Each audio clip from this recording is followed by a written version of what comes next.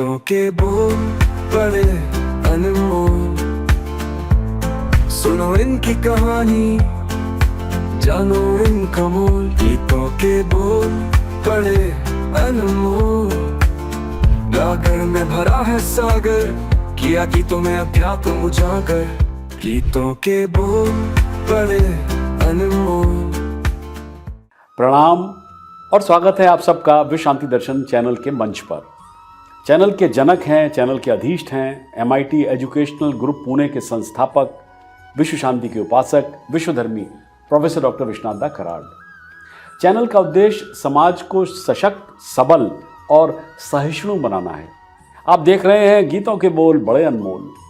पिछली बार हमने चर्चा की थी गीतकार हसरत जयपुरी के गीतों की और ढूंढा था उनके लिखे गीत दिल एक मंदिर में छिपा हुआ अध्यात्म, डॉक्टर ऑफकोर्स सुनील देवधर की मदद से। आज के गीतकार एक बार फिर आपसे रूबरू हो रहे हैं, जिनसे पहले भी आप मिल चुके हैं इसी प्रोग्राम में। तो ये उस दिन की बात है, 10 बजे थे सुबह के और बम्बई में जोरों की बारिश हो रही थी। तभी म्यूजिक डायरेक्टर रोशन के घर के दरवाजे पर किसी ने दस्तक दी। उन्होंने दरवाज़ा खोला। वहाँ एक युवक खड़ा था, सर से पांव तक भीगा हुआ, एक हाथ में टूटा छाता और दूसरे में लिपटी हुई किताबों की पोटली। वो वास्तव में एक देखने लायक दृश्य था। उसे देखकर संगीतकार रोशन ने कहा, भाई तुम आदमी हो या भूत? इस भारी बारिश और तूफान में आने की क्या जरूरत थी? युवक बोला, आपने मुझे यहाँ 10 बजे आने के लिए कहा था सर, ताकि आप मेरी कविताएं सुन सकें। हाँ, मैंने तुम्हें आने के लिए कहा था, लेकिन ये इतना इंपॉर्टेंट नहीं था, रोशन ने कहा। नहाने के तौलिए में लिपटी हुई किताबों की पोटली को हाथ में लिए हुए युवक बोला, सर आपके लिए महत्वपूर्ण नहीं होगा, लेकिन आपको मेरी कविताएं सुनाने के लिए मेरे लिए ये एक बहुत ही महत्वपूर्ण अवसर था, जिसे मैं गंवाना नहीं चाहता था। तब रोशन ने युवक को अंदर बुलाकर पूछा कि वो उनके घर तक कैसे पहुंचा। ऑफकोर्स इतनी बारिश आंधी में ट्रेन और बस तो बारिश के कारण बंद ही थे। बड़ी ही मासूमियत से युवक बोला, वो सुबह 6 बजे, जी हाँ सुबह 6 बजे बोरीवली से निकला था और 19 किलोमीटर पानी में भीगते हुए पैदल चल के वो सेंटा क्रूज उनके घर पर पहुंचा। युवक की ललक से प्रभावित होकर रोशन ने उसे अपनी आगामी फिल्म में लेने का फैसला किया और इस तरह युवा आनंद बख्शी प्रसिद्ध संगीतकार रोशन के साथ जुड़ गए। 1959 में बनी फिल्म CID गर्ल वो ब्रेक था जिसका बख्शी को इंतजार था। महीनों तक स्टूडियो में चक्कर लगाने के बाद वो अंत में एक बड़े संगीतकार के साथ काम कर रहे थे। दरअसल आनंद बख्शी बचपन से ही अपनी जन्मस्थली रावलपिंडी में सुने जाने वाले गीतों की धुन से मंत्रमुग्ध होकर सिंगर बनना चाहते थे। रावलपिंडी में उनके दादा पंजाब के जेलों में अधीक्षक थे और उनके पिता एक बैंक मैनेजर। जब बख्शी ने उनसे गाने और गायन के लिए अपने जुनून को जाहिर किया तो वे दोनों नाराज और निराश हो गए, लेकिन बख्शी ने इस समस्या का हल ढूंढ निकाला। जब दादाजी और पापाजी घर में नहीं होते तब वो अपने मोहल्ले में घूमते, अपनी कविताएं सुनाते और फिल्मी गीत और छंद गाते। बख्शी को बेंजो बजाना और उस पर गाना बहुत पसंद था। वो पंजाब के अमीर क्लासिक्स श्री फरहाद, सोहनी महवाल, हीर रांझा और लैला मजनू के लिए छंद लिखते थे।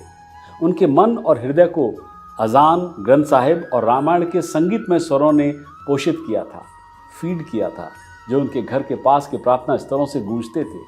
जाहिर है ऐसे माहौल ने एक मजबूत दृश्य अपील वाले शब्दों को लिखने की उनकी प्रतिभा ने उनके गीतों को और अधिक आकर्षक बना दिया था। देश के विभाजन के तत्काल बाद गंभीर परिस्थितियों में आनंद बख्शी को अपना गांव छोड़ना पड़ा था। उन्हें वापस कभी नहीं लौटना था। उनकी ये तड़प उनके गीतों में भी झलकती है। वैसे भी हम चाहे कहीं भी हों या कहीं के भी हों, सभी अपने बचपन में लौटना चाहते हैं। आया है मुझे फिर याद वो जालिम गुजरा ज़माना बचपन का, इस गीत के आगे की पंक्तियां विशेष रूप से मार्मिक हैं। वो खेल, वो साथी, वो झूले, वो दौड़ के कहना आ छूले, हम आज तलक नहीं भूले, वो ख्वाब सुहाना बचपन का। और बम्बई में अपनी स्ट्रगल के दौरान एक गीतकार के रूप में जब आनंद बख्शी ने तीव्र अलगाव और तड़प महसूस किया तो बरबस फिल्म जब जब फूल खिले का ये गीत उनके मानस से निकला होगा। क्या था? यहाँ मैं अजनबी हूँ और ये मैं भूल से आ गया हूँ कहाँ, यहाँ मैं अजनबी हूँ, मैं जो हूँ बस वही हूँ। हालांकि बख्शी ने बॉम्बे में सफलता की तलाश की और उसे पाया भी, पर वो शहर या फिल्मी दुनिया के जाल से आसक्त नहीं थे। उनका लगातार इस कृत्रिम दुनिया में दम घुटता था। अगर उन्हें एक मौका या विकल्प मिलता तो शायद वो अपने प्रिय रावलपिंडी वापस चले जाते। लेकिन वो जानते थे कि ऐसा नहीं होगा, क्योंकि उन्हें अपनी कामयाबी और रोजी रोटी के लिए फिल्मों की दुनिया चाहिए थी, और हिंदी फिल्मों के लिए गीत लिखना उनकी जान थी। वो इसे कैसे छोड़ सकते थे। इसीलिए उन्होंने अपने गीतों के माध्यम से अपने मोह भंग लालसा और पीड़ा को उड़ेला। 1987 की फिल्म सिंदूर का गीत पतझड़ सावन के बोल अपनी भावपूर्ण कल्पना और प्रेम व लालसा के सहज चित्रण के कारण अद्भुत हैं, जो विभिन्न ऋतुओं के सार और भावनाओं पर उनके प्रभाव को दर्शाते हैं। आनंद बख्शी ने प्रेम की चक्रीय प्रकृति, उसके उतार चढ़ाव और किसी प्रियजन के लिए निरंतर तड़प को व्यक्त करने के लिए ऋतुओं पतझड़, सावन, बसंत, बहार के रूप का कुशलतापूर्वक उपयोग किया है, जिससे ये गीत श्रोताओं के साथ गहराई से जुड़ जाता है। तो आज बस इसी गीत में ढूंढेंगे अध्यात्म, डॉक्टर सुनील देवधर की मदद से, और उनके साथ हैं रिद्धि शाह। गीतों के बोल बड़े अनमोल। नमस्कार, आप सभी का स्वागत है आपके अपने विश्व शांति दर्शन चैनल पर। आप देख रहे हैं गीतों के बोल बड़े अनमोल। जिंदगी में एक चीजें और सिर्फ एक चीज ही कभी नहीं बदलती, और वो है बदलाव। In fact not just in our lives but even in nature, change is always constant. प्रकृति में मौसम के बदलते ही हम उसकी सुंदरता को देख और महसूस कर सकते हैं। हमारा आज का गीत भी मौसम के बदलते हुए रंग रूप और उसकी खूबसूरती को हाईलाइट करता है। गीत है पतझड़ सावन बसंत बहार। ये गीत मूवी सिंदूर से है, जो 1987 में रिलीज हुई थी। गीतकार है आनंद बख्शी, और इस गीत को समझाने और उसमें छिपे आध्यात्म पर चर्चा करने हमारे साथ मौजूद है डॉक्टर सुनील देवधर जी, जिनकी पुस्तक बड़े अनमोल गीतों के बोल पर हमारा प्रोग्राम आधारित है। नमस्ते सुनील जी, आपका बहुत बहुत स्वागत है नमस्कार। विश्व शांति दर्शन पर। बहुत बहुत धन्यवाद आपका। तो चलिए आइए सुनते हैं। गीत के चूंकि कॉपीराइट का इशू था, इसकी वजह से हम आपको ये गीत नहीं सुना सकेंगे, लेकिन अगर मुर्गा नहीं बोलेगा तो क्या सुबह नहीं होगी? सुबह तो होनी ही है, और गीत के बोलों पर चर्चा भी होनी है। इसीलिए मैं आपको गीत के बोल पढ़ देता हूँ, जिससे डॉक्टर सुनील देवधर चर्चा कर सकें। पतझड़ सावन बसंत बहार, पतझड़ सावन बसंत बहार, एक बरस के मौसम चार, पांचवा मौसम प्यार का इंतजार का। सुनील जी, तो इन पंक्तियों को थोड़ा सा समझाइए। पतझड़ सावन बसंत बहार, एक बरस के मौसम चार। इन दिनों अगर आप देखें तो हमारी फिल्मों में बादल, बिजली, बरसात, इस तरह का वर्णन गीतों में है नहीं। और बागीचा, फूल, तितली, ये तो शायद ही कभी कभार किसी गीत में जी। आते हैं। लेकिन ये गीत मौसम की बात कर रहा है और चार मौसम की बात कर रहा है। हमारे यहाँ षट ऋतु वर्णन है, यानी हमारे यहाँ 6 ऋतुएं हैं जी। और हमारी ऋतु आरंभ होती है वसंत से। तो वसंत है, ग्रीष्म है, वर्षा है, शरद है, हेमंत है और शिशिर है। इस तरह की 2-2 महीने की हमारे यहाँ एक एक ऋतु है, और वो 12 महीने पूरे होते हैं। और ये नेचर से भी जुड़ी हुई है, जी। प्रकृति के साथ में है, क्योंकि जो वसंत काल है उस समय प्रकृति अपने पूरे यौवन पर होती है, फली फूली होती है। और इसलिए तुलसी ने एक वर्णन किया है कि मध्य दिवस अति शीत न घामा, यानी वो दिन कैसा है कि वहाँ न तो बहुत ज़्यादा गर्मी है और न वहाँ बहुत ज़्यादा सर्दी है। मध्य दिवस अति शीत न घामा, पावन काल लोक विश्रामा। ऐसे सुंदर समय में लोग आराम कर रहे हैं। तो ये प्रकृति के साथ में जुड़ा हुआ हमारा षट ऋतु का विधान है, जहाँ 6 ऋतुएं हैं। और वो जो शिशिर की बात आपने की है, तो वो शिशिर क्यों है? क्योंकि वो तो बहुत ज़्यादा सर्दी होती है ना, तो उस सर्दी की वजह से वो हम कांपते हैं, और इससे वो शब्द बना शिशिर। तो इस तरह से प्रकृति के साथ में ये एक ऋतु का जुड़ाव है। अब बात की आपने 4 मौसम 4, तो ये भी गलत नहीं है। कुछ देशों में जलवायु के कारण ये मौसम बदले हो सकते हैं। अब जैसे अमेरिका का ही आप सोच लें, तो अमेरिका में 4 ही मौसम होते हैं। वहाँ पतझड़ है, बसंत है, ग्रीष्म है और सर्दी है।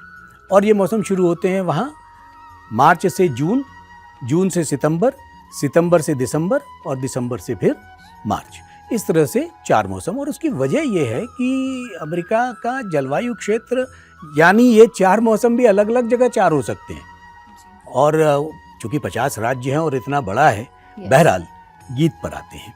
जब आपने कहा कि एक बरस के मौसम 4, तो क्या होता है कि गीत तो ज़्यादातर फिल्म की सिचुएशन पर होते हैं, कभी लोकेशन पर भी हो सकते हैं, पता नहीं। लेकिन इस गीत में वो बात भी नहीं है कि किसी लोकेशन पर हो या किसी सिचुएशन में हो। अगर आपने फिल्म देखी हो तो इसमें तो पद्मिनी कुल्हापुरे स्टेज पर गा रही हैं और साथ में स्टेज पर पहुंचते हैं नीचे से उठकर शशि कपूर। ये इस फिल्म का सीन है। तो इस फिल्म में वो बात तो नहीं है, लेकिन चूंकि उन्होंने कहा कि मौसम 4 और सबसे बेहतर मौसम प्यार का, तो जब ये प्यार का मौसम होता है ना, तो सारे मौसम रंगीन लगने लगते हैं। और अगर ये नहीं है तो फिर प्यार के किसी भी रंग को आप उस तरह से अनुभव नहीं कर सकते, उस तरह से महसूस नहीं कर सकते। इसलिए इस गीत में ये बात कही है, क्योंकि व्याकरण की छूट है गीत में पूरी तरह से। क्योंकि कई बार ऐसा होता है, गीत अपने बारे में खुद कह रहा है ना, गीत कह रहा है कि हाँ भाई जरा बावला सा हूं और जिंदगी भर आवारा, मजहब मुझ पर शक करते हैं, ओछा है व्याकरण बेचारा। तो गीत के साथ में व्याकरण वाली भी कोई बात नहीं है। इसलिए गीत के साथ में लिबर्टी है कि आदमी या गीतकार अपने ढंग से अपनी चीजों को कहे, पेश करे। जी जी जी। और सर, आगे बढ़ने से पहले मैं आपसे क्लैरिफाई कर दूं कि ये जो गीत है वो एक लव सॉन्ग है या आध्यात्मिक गीत है? जो बात आपने कही है, तो फिल्मों के अधिकांश गीत तो लव सॉन्ग ही हैं, लेकिन बात यह है कि जहाँ प्यार है, फिर वो ईश्वर के प्रति भी हो सकता है, फिर वो प्रकृति के साथ भी हो सकता है, और वो मौसम भी इस गीत के साथ में। अब जैसे मौसम की बात है और लव की बात है, तो पशु पक्षी भी अपने किसी एक मौसम में प्यार करते हैं जी। और उनके अपने मौसम के उस प्यार से उनके कंसीव करने का भी अपना एक मौसम है। लेकिन मनुष्य के साथ में वो बात नहीं है। और हमारे यहाँ तो जब आपने कहा कि आध्यात्म से किस तरह जुड़ा है जी। तो हमारे यहाँ यात्राओं के भी एक मौसम है। हमारे यहाँ मानसरोवर की यात्रा एक अलग मौसम में होती है। हमारे यहाँ कांवड़ की यात्रा श्रावण मास में होती है। हमारे यहाँ अभी महाराष्ट्र में वारी का एक वो है, तो वारी भी इसी जून जुलाई के महीने में हमारे यहाँ वारी होती है। तो इस तरह से भी उसका एक मौसम है और ईश्वर के प्रति वो आकर्षण इतना बढ़ जाता है कि संत तुकाराम कहते हैं ना कि भेटी लागे जीवा लागली सी आस। तो ये मौसम भी इस तरह से आध्यात्म से जुड़ जाता है कि इन यात्राओं का भी अपना एक मौसम आता है और उसी मौसम में ये यात्राएं संपन्न होती हैं। इसलिए ये लव सॉन्ग भी है और मौसम जो है वो आध्यात्म की तरफ भी चला जाता है। बराबर सर जी। Thank you so much sir, आपने इतने अच्छे शब्दों में हमें बताया। अब सुनते हैं आगे। अगली पंक्ति कुछ यूं है, कोयल कूके कू कू कू, कोयल कूके बुलबुल गाए, हर एक मौसम आए जाए, लेकिन प्यार का मौसम आए सारे जीवन में एक बार एक बार। सर, जैसे हमने अभी सुना जी, तो गीतकार ऐसा क्यों कहते हैं कि प्यार का मौसम आए सारे जीवन में एक बार? और जब हर मौसम बदलता है तो क्या बदलते हुए मौसम की तुलना प्यार से करना सही है? बदलते हुए मौसम की तुलना प्यार से करना सही है। इसमें एक बात छूट गई, आपने कहा कि कोयल कूके जी, है ना, तो यही हम प्यार की बात को जोड़ते हैं आपकी। कोयल कूके, तो कोयल का कूकना क्या है? वो प्रसन्न होती है, आनंदित होती है और तभी कूकती है।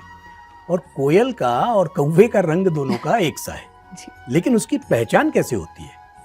तो उसकी पहचान ये होती है कि हमारे यहाँ कहा गया है कि काको कृष्ण पिको कृष्ण को भेदो पिक काकयू, यानी कि कौवा भी काला है और कोयल भी काली है। तो उसको पहचाने कैसे कि भाई ये कोयल है और ये कौवा है? तो कहते हैं वसंत काले प्राप्ते, वसंत काले संप्राप्ते काको काका पिको पिका। जब वसंत काल आता है उस समय कोयल कूकती है और जब कोयल कूकती है तो उसकी पहचान हो जाती है कि ये कौवा है और ये कोयल है। तो जब आप प्यार की बात कर रही हैं कि वो प्यार का मौसम और प्यार की बात, तो हमारा पशु पक्षियों के साथ का भी प्यार है और ये मौसम आते जाते हैं।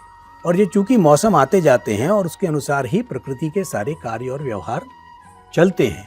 और जब इस तरह का वातावरण बनता है तो हमारे अपने स्वभाव में भी एक परिवर्तन होते हैं, और हमारे स्वभाव के परिवर्तन वो हमें कभी प्रेम की तरफ ले जाते हैं, कभी क्रोध की तरफ ले जाते हैं, कभी आवेश की तरफ ले जाते हैं, कभी आक्रोश की तरफ ले जाते हैं। तो इस तरह से जीवन के कार्य व्यवहार और व्यापार भी बदलते रहते हैं। सर बहुत अच्छे तरीके से आपने बताया, हमारे सारे प्रश्न अभी यहाँ पे क्लियर हुए हैं।